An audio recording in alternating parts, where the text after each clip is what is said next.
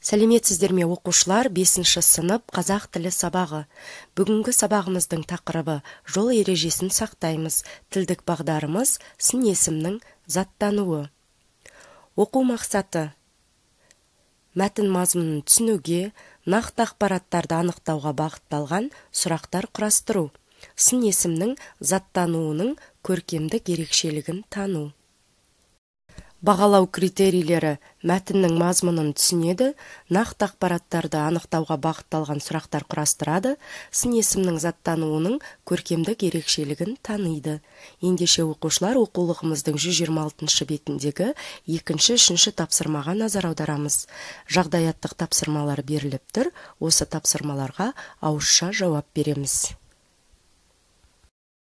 Жол тәртібіне байланысты мәтін берілген, мәтінді барлығымыз мұқият оқып шығып, мәтін мазмұны бойынша 3 сұрақ құрастырамыз. Және жүргізушілердің ережесі мен жаяу адамның міндеттерін оқып жаттап алыңыздар. Біздің бүгінгі сабағымыздың тілдік бағдары сын есімнің заттануы. Сын есімге көптік, септік, тәуелдік жалғаулары жалғанса, сын есім зат есімнің орнына жүреді. Сын есімнің зат есім орнына жұмсалуы сын есімнің заттануы деп аталады. Мысалы, еріншектің ертеңі бітпес.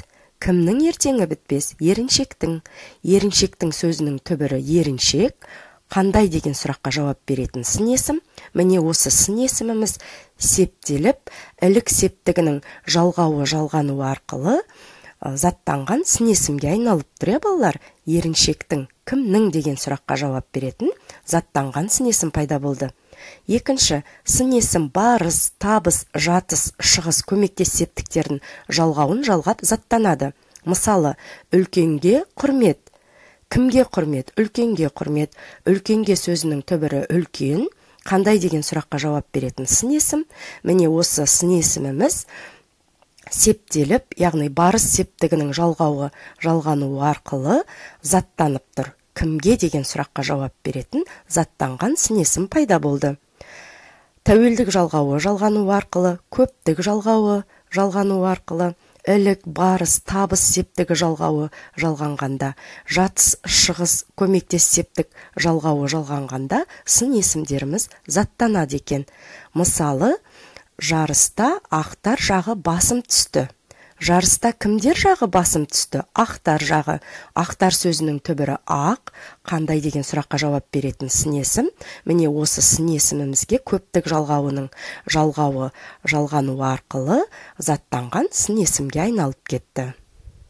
Тілдік бағдармен таныс болсақ, ендеше оқулығымыздың 127-ші бетіндегі 7-ші тапсырмаға назар аударамыз. Жұмбақтары берілген, міне осы жұмбақтарды шешіңіздер және олардың сыртқы бейнесін сипаттап айтыңыздар. Жұмбақ мәтіннен заттанған сын есімдерді тауып, дәптерлеріңізге көшіріп жазыңыздар. Келесі тапсырма, 8-ші тапсырма, 128-ші беттегі оқулығымыздың құрамында заттанған сын есімі бар 5 мақал-мәтел жазыңыздар. Осымен сабағымыз аяқталды. Жол ережесін сақтап жүрейік әрқашанда. Сау болыңыздар.